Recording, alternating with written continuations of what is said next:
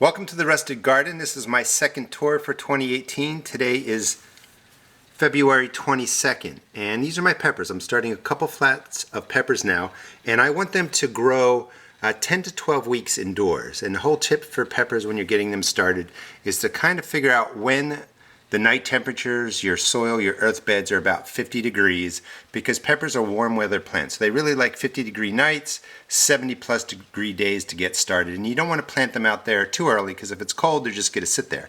So here in Maryland Zone 7, I start them indoors 10 to 12 weeks early and get some growth to them. So these were started on February 4th. And I want you to notice some of the peppers just broke the soil. So 18 days later, these tobagos just came through yesterday. The Hungarian wax have been coming through at different times. And you can see that they're at just, different sizes. Way in the back there, let's see, right in there are my ghost peppers. So peppers are going to take anywhere from 7 to 28 days to germinate. Now the red habaneros haven't even germinated yet. However, when I get to the other side, I'm going to show you some of the more mature plants. So I know the seeds are good, but don't get discouraged if it takes up to 28 days for some of your peppers to germinate. Now, most plants like to germinate in about 70-degree temperatures, Fahrenheit. Here's a heating pad. Peppers are one group of plants that germinate much more quickly at 80+ degrees. So a heating pad, this is specifically made for seed starting. It's kind of expensive. It was like $22. But you just plug it in, it regulates itself. There's no temperature setting on this brand, and then the flat will just sit on there and it will warm them. Now I added this a little bit later because I was really nervous because these smaller plants just weren't breaking the surface, and it was like 18 days in. But once I added some heat, they germinated a little more quickly. But just about everything is coming in. Right in there, I have some peas starting. I put them in yesterday.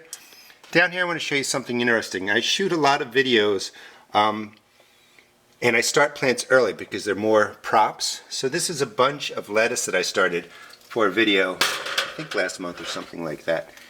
And I decided to keep them, and I've been feeding it with just water and worm casting tea, and they're doing really well. Here are some other examples. This is my kale. It's doing extremely well. And I actually harvest this now, and I put it into my salads and mix it in with the romaine and stuff I have to buy. But you can grow greens indoors pretty easily, and they've been growing since, let's see if I can real quick take a look. Some of this started on January 8th, so it's a nice size. Over here, these are prop plants. These are warm weather herbs, borage, fennel, and stuff like that. They're going to die off, so actually they'll be going in the garbage. When you come over to here, I'm coming over to my set where I shoot the Rusted Garden show. I'm going to be doing 2 episodes this weekend. One of them is going to be on how do you manage the plants that you buy at like Home Depot and Lowe, goji berry, blueberries, figs, potatoes, strawberries, all that. So it'll be a whole show on that. Here's my other setup. You saw some of these in the first tour, and you saw me seed start these. Let's just start with the thyme and the oregano that I started on January 7th. Transplanted it up, basically took it from this group of plants up here. This is rosemary, lavender. I think I have mint back there too. Those are onions that I'm starting. These were all started at the same time as the herbs down here. We have parsley, sage, oregano, thyme, and I use the overseeding method. And you can see that I've potted them up. They're doing really well, and they're going to be really healthy come planting time outside. Now, a couple of tips with respect to getting your plants acclimated to the outdoors. These are doing really well under artificial light, so they have no resistance to the sun. They don't even know what the sun is. So if you put these straight out into the sun, they're going to burn and they're going to get damaged. So you really want to slowly introduce them to the sun over really a 7-day period. There's not an exact recipe that I can give you, but if you can put them out, for a couple hours on a completely cloudy day, that helps in the beginning, and then maybe 30 minutes of sun. If you get too much sun, say in your backyard, put them out in your front yard where you just get morning sun if you can't really manage them because you have to work or something like that. But really start them off slowly with the sun. Here are some tomatoes that I grew for a video. I decided to keep them. These are large red cherries.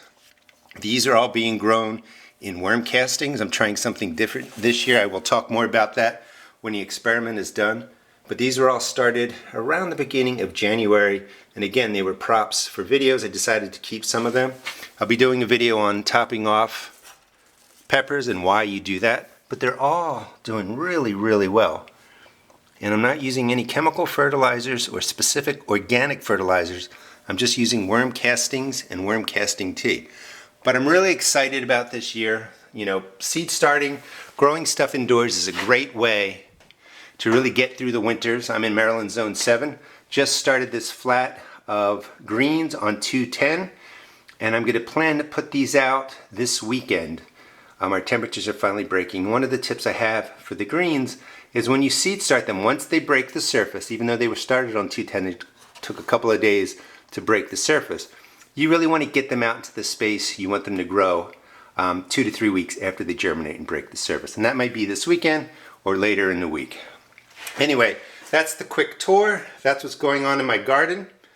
Hope you enjoyed the tour. Please check out my seed shop at www.therustedgarden.com, and please subscribe to my channel because you'll get to see all these plants go outside.